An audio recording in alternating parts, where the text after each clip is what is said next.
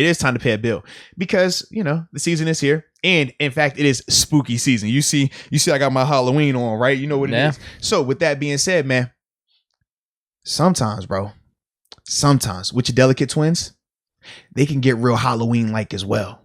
When you allow them things to get out of control, right? When you don't keep the grass low so the tree can show a little bit more, sometimes it get real spooky, okay? And I don't want anybody being spooky or spooking their significant other when they go to have a little bit of one-on-one time, okay? So with that being said, what you need to do is hit up our friends at Manscaped because, by the way, this podcast is sponsored by Manscaped, the leaders in below the waistline grooming. And I must say they are phenomenal with their products. But more importantly, when we talk about anybody, especially Manscaped, especially them, we only talk about them if we got a promo code because we're for the people. Oh, hell yeah. That's what we are. We're men of the people. Okay? We're men of the people. So with that being said, ladies and gents, if you use the promo code MOOTS, you receive 20% off of your purchase along with free shipping worldwide. It gets no better than that, ladies and gentlemen. All right? It gets no better. So stop wasting time. Do not trick or treat early, okay? Don't go out here and be in spooky season with your stuff not being groomed the way it needs to be groomed, okay? Take care of your business. Use the Manscaped 4.0. Holla at us, all right? Hey, man, we got Steelers. We got Broncos. We got Hines, Phil. I'm excited, man. I am excited. I am too. Beat them last year. Yes. I'm feeling good about this game. I mean, how could you not be?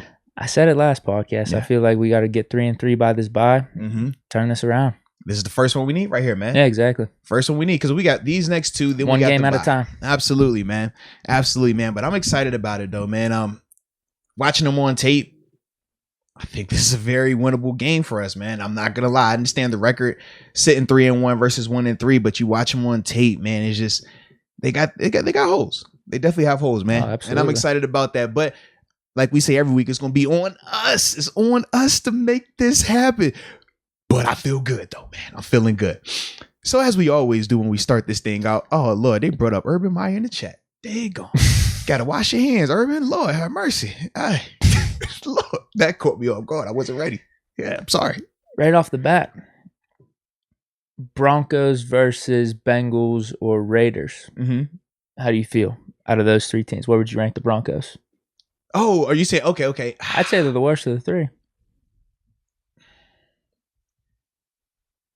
Because I'm going back and forth between them and Cincinnati. Right. I think like the Raiders are the best of the group. Yeah, that's the only part. I'm like, I like Broncos Denver's got nice defense. I like Denver's defense better than Cincy's defense, but I like Cincy's offense better than Broncos' offense. Yeah. Yeah. Well, especially with the injuries. Yeah. Well, yeah, and that's the other thing. Like, yeah, if they were fully healthy, it might be a little bit of a different story. Yeah. So are we getting into the three things we like, three things we dislike? Well, I feel like that's how we always do it, right, baby? Okay. Come on, man. And then we got position breakdown. Yeah, yeah. And I figure we'll start on the front end today because now I remember why we usually wait. And I'm like, dude, we've been here like 3-4 hours. It's like 5 hours sometimes. We've tried to be. Well, we've had a lot more hot news. We have. Coming into some of these weeks, Definitely. like with TJ Watt being healthy and some of these reports going back and forth. I swear, the first 2 or 3 weeks. Seriously, dude. There was reason that we were holding it off. Yes. From what I can remember. I felt like we're on the same page here. I feel like we're on the same page. Whereas, like, things are kind of mild right now. Yeah, which is mild in a good way. Yeah, definitely. After Sunday, you need a mild. You need some mild. All right? You can't always be on that loud. Sometimes you got to hit that mid-grade. Never hit the Reggie, though. All right. So, 3 things we like, 3 things we don't like about the Denver Broncos. So, you know what? Usually you've been going first. And I realized that I think I went first the first week and we won. And we've lost the next couple. So I'm going to just change it up just for the sake of changing it up. All right. Because we got to do our part. I can type it in here. Okay. We're going to do our part. So yeah, you type in 3 things that you like about the just Broncos. Like right now. Just and like. We'll check only after. talking 3 things we like in the chat. Let us know your 3 things that you like about the Broncos. All right. You put them in the chat. We will read those off. Okay. But, as you're typing this up, man, I will start off with my 3 things that I like. The first thing I like is Noah Fant, the first round tight end from, was that 2 years ago now? Oh, yeah. Yeah. Still very dynamic, still can catch, still is extremely hard to cover. And regardless of which quarterback is in, whether it's Teddy Bridgewater or Drew Lock, they make him a focal point. They find ways to get him the ball. really impressed with him though, man, just in terms of his overall body of work and what he's been able to do this season. I like his game a lot. The second thing that I like about this Broncos team is their defense as a whole. Not necessarily one spot versus the other in terms of secondary versus linebackers, pass rush, D-line, things like that. Just as a whole, I think they are a really good group. I think that they complement each other well. They rush well and they cover well in terms of working in unison like that. So I definitely like that. And then the last thing I like about them is Teddy Bridgewater. I think that when he is healthy, he takes care of the ball. He's done good for them so far this year. Hitting the throws he's supposed to hit. Just as a whole, I thought his decision-making has been really good as well. And that's highlighted even more so when you saw him come out that game against the Broncos in terms of what he's capable of and stuff like that. So those are my three things. Noah Fant, the defense as a whole, and Teddy Bridgewater, or AKA Teddy Two Gloves. We're pretty much on the money here. I agree with you. I just have mine formatted and worded a little bit differently. So number one, I just have Von Miller. Okay, yep. He's a stud. Now, the thing I will say, because I'm with you, obviously, about Teddy Bridgewater over Drew Lock, but I didn't want to necessarily, actually, I do kind of have this in the negatives, but I don't want to have it completely highlighted in the negatives, is their strength of schedule up to this point. Think of the teams that Von Miller has gone up against. With, I think he has 4.5 sacks right now. He's obviously an awesome player, but we're not saying the Jaguars' offensive line was going to be amazing heading into this season, nor the other two teams that they faced. So, because he was kind of neutralized last game against the Baltimore Ravens, or the other two teams that they got to win against. He's like their main guy we got to watch out for on defense, especially on that front seven. That's all I'm going to say. Corners, secondary, that's what I have as my second one. They're loaded. Absolutely loaded. Roby might be coming back. Could be a benefit for us, this being his first game back, because he could come back a little bit sluggish. He was supposedly ready last week, but they're holding him back. Surtain's hurt a little bit with the chest. Kyler Fuller, he's a stud. Callahan, he's their nickel corner. And then their safeties are studs. I mean, their secondary is nice. Was it Kareem Jackson, Justin Simmons? Yeah. And like I said, I just want to say the whole strength of schedule. They played some really shitty quarterbacks, shitty offensive lines, shitty offense, being the Giants, Jaguars, and Jets, like first three games. So there's that. So their numbers are going to maybe be a little bit more inflated if they were, as opposed to them playing like the Raiders, Chiefs, and the rest like the AFC West first three games. That's all I'm saying. Still solid though. These are still the highlights. Running backs and tight ends for me is the last one. Noah Fant, but I like the running backs too. I'm not nice, big. Yeah, I'm not big on Melvin Gordon. I'm not either. You know I'm not. But they look good though. They look good. Yeah, they look good together. He's been having a really good season. So yeah, those are my top three. Von Miller, their corner / secondary, and then running backs and tight ends. I'm going to say the production for Von Miller, corner secondary, may be a little bit because of the teams they played early on. That's all I'm going to say. But it's still like two of the three main things we got to watch for. I like it. All right, so let's look into the into the chat to see what are the three things that people are liking about this Broncos team, right? Only focusing on the positive right now. So Timothy Roberts, he brought up their dynamic run game. Rod Dallas says KJ Hamler, Melvin Gordon, and Von Miller. Hamler's out. Yeah, Hamler is out. Yes, he is this week. All right. Darius Mayo says their RB room, similar to what you said. The wide receiver room, yes. When they're healthy, just I like Sutton. them a lot more. I have them in my negative. It's crazy though. Sutton, man, he beat the Ravens coverage a good amount. I just wish they could connect with him better, man. But when they switched that QB, Lord, interesting. And he says their defense is sneaky good. I can see that. Oh yeah. Knight Rider 16 says solid defense, pass rush, QB takes care of the ball. Teddy Bridgewater, yes, that QB, yes. Okay, I mean, it's the truth. Drew Lock come in is night and day, bro. All that taking care of the ball. He wasn't that bad for him last year until he got hurt. Remember that? But then he missed like an extended period of time. When he came, it's just, I don't know, he was doing all right against us. Yeah. But actually, he got hurt versus us. That backup torched us, though, too, for that game. That was Driscoll that got us. Yeah, we kind of got lackadaisical, and Fant was Driscoll torching Bush. Yeah, that was no good. So that's what I'm saying. I don't want to... Lock's one of their weaknesses, but like, man, who knows? Who knows? Very like true. with Noah Fant, who knows what type of matchups and whatnot. Like, I'm not trying to overlook anything. But we'll this get game. to him, though. We'll get to him. We'll definitely break that down, man. You also had DeLorean Waters says Von Miller, the running back duo, and Teddy Two Gloves, a.k.a. Bridgewater. All right. We also have, let's see. This is another one by Play. Says he likes the entire defense, the running back duo, and then he also highlights Cortland Sutton and Noah Fant as well. Yeah. All right. So it sounds like we're all on accord. We definitely are. In terms of who we like about them, because like you said, if their receiving group is healthy, which we know they're not going to be completely healthy just because certain guys are on injury reserve. Judy and Hamler. Yeah, but in terms of Cortland Sutton, Judy, Hamler, who else is who's Deontay Spence? That's the other guy. He's like questionable right now. Yeah, but he wasn't like their main guy or anything. Right. But with those guys being hurt, he was getting on the field on offense now. Yeah. That's what I would say. So it's like they're Patrick's their second guy. There. And the dude that played quarterback for them last year is like their third guy. Yeah, so they're banged their up receiving right now, core man. is really hurting. Yeah. But that's interesting though. Yeah, because they just got to get healthy at wide receiver. I think that's what we leave. Oh, they definitely. Hamler's out for the Hamler's out for the season. I think Judy he could come back. He might come back, but he suffered a pretty gruesome injury. I think week 1 he was balling out. This should be his like coming out party season. Second season. Yep. But it's just unfortunate for them because we even said this about their team. I wasn't high on them in the AFC West because of their quarterback Teddy Bridgewater, but their roster's still like pretty loaded. No, I would agree with that, man. But with the injuries now, and especially with Teddy Bridgewater getting hurt, like they're in trouble a little bit, and their schedule's going to be getting a lot harder coming up here.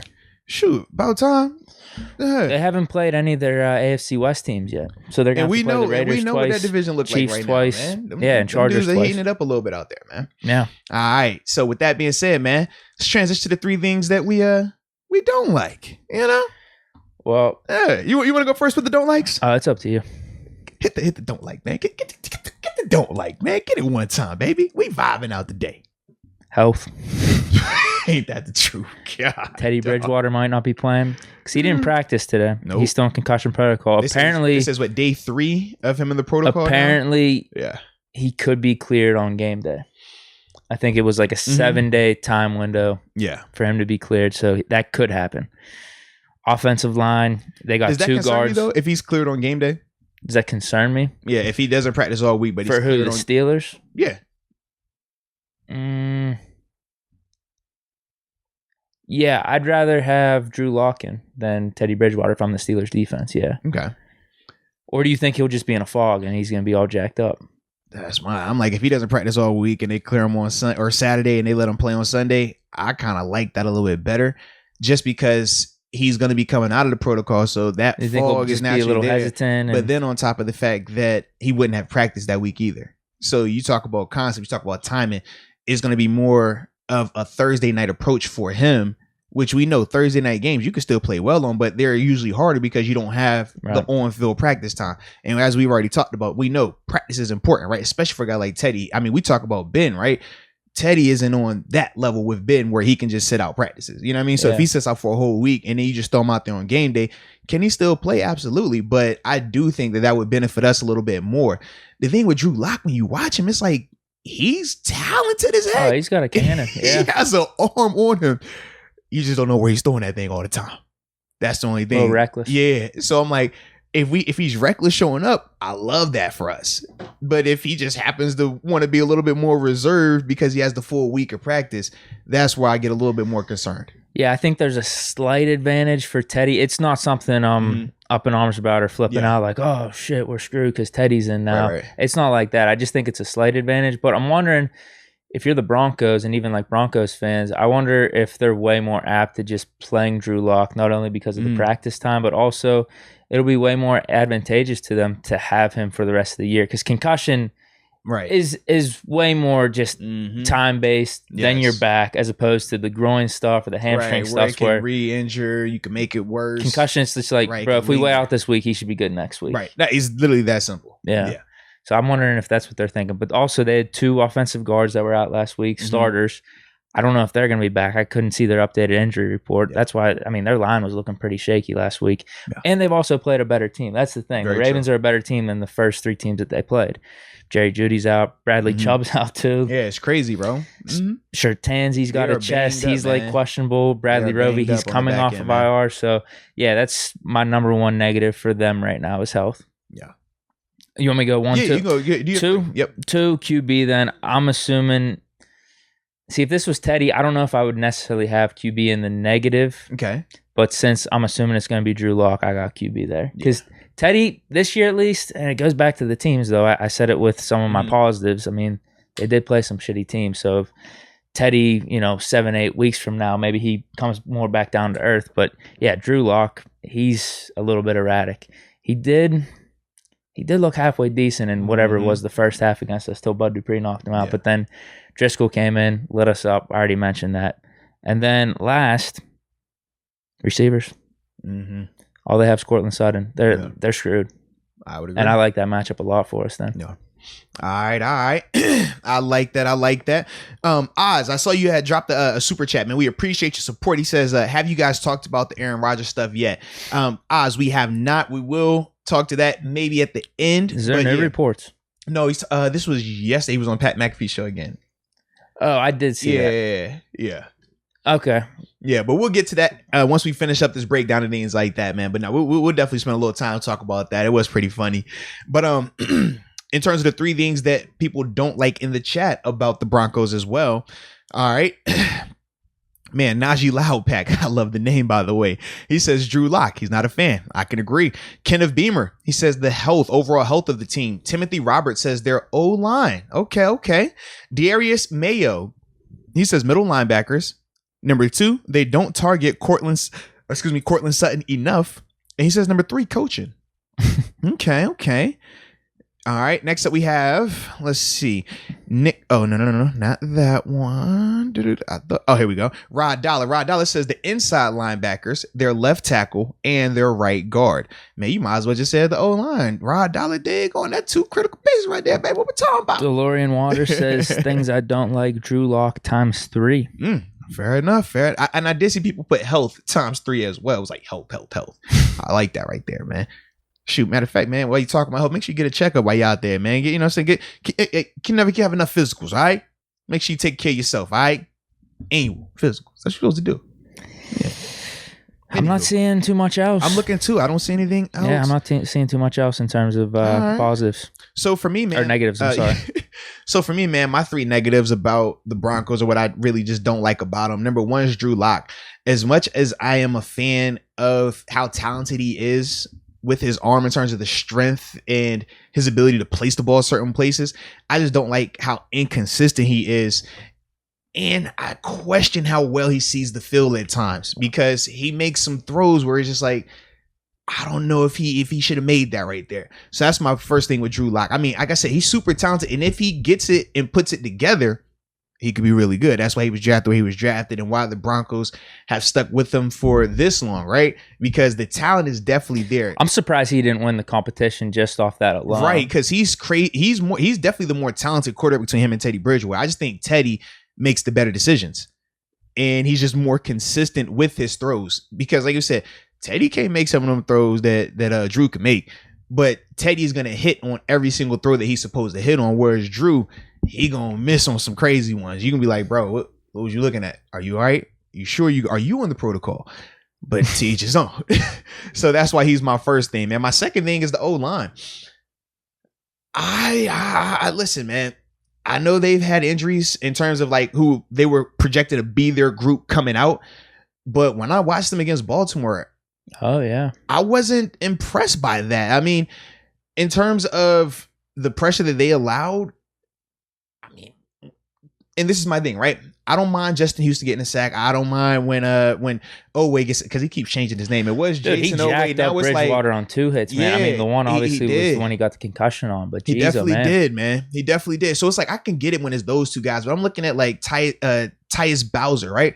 Who is a good player, but he's not a pass rusher. That's not what he does. And he's out here cooking guys. And I'm just like, okay, if he's doing this along with these other guys, there's zero excuse why our guys shouldn't feast on them, especially Melvin Ingram, because he's the healthiest of the bunch. I know TJ and Alex, they're coming back from injuries and stuff like that. And I do anticipate, when we look to see in terms of their availability as the week progresses, if they're good. I don't think they've been on the injury report. Because TJ definitely wasn't on the report yesterday. I'll double check today. But yeah, I don't think either of them are on. And nothing was mentioned about that TJ Watt ankle. So I'm like, if they're healthy, then I fully anticipate them being able to have a field day. This should be, when we talk about our defense, right? We said, man, we needed to get back to how it was in Buffalo. Yeah, they're not on it. Right. We talked about how our defense needed to be, how it was in Buffalo, right? Creating the pressure up front, being able to sit back and play coverage. This is a matchup for our outside linebackers that they should be able to do that. So that's the biggest reason why I got this O-line up here as one of the things that I don't like. And then the last thing, man, call me crazy, but it kind of goes with what you were saying, man. What? So you talked about the strength of schedule. You talked about some of the quality of opponents they played against, right? I understand they got numbers in terms of sacks, but their pass rush is the weakness to me, bro. I get they played Baltimore last week, and I know when you play Baltimore, at times people don't want to rush. So I was watching Von Miller, and I was watching, because it's not even Chubb. It's I'm drawing a blank on the Reed. Reed, yeah. Right, Malik Reed. And he had 7 or 8 sacks a year ago. Yeah. So it's like they're both still good players. Don't get it wrong, but when I watch them, Von doesn't look like he's Von just yet. Like I don't know if he's heavy. I don't know if it's still the residuals of coming back from the injury.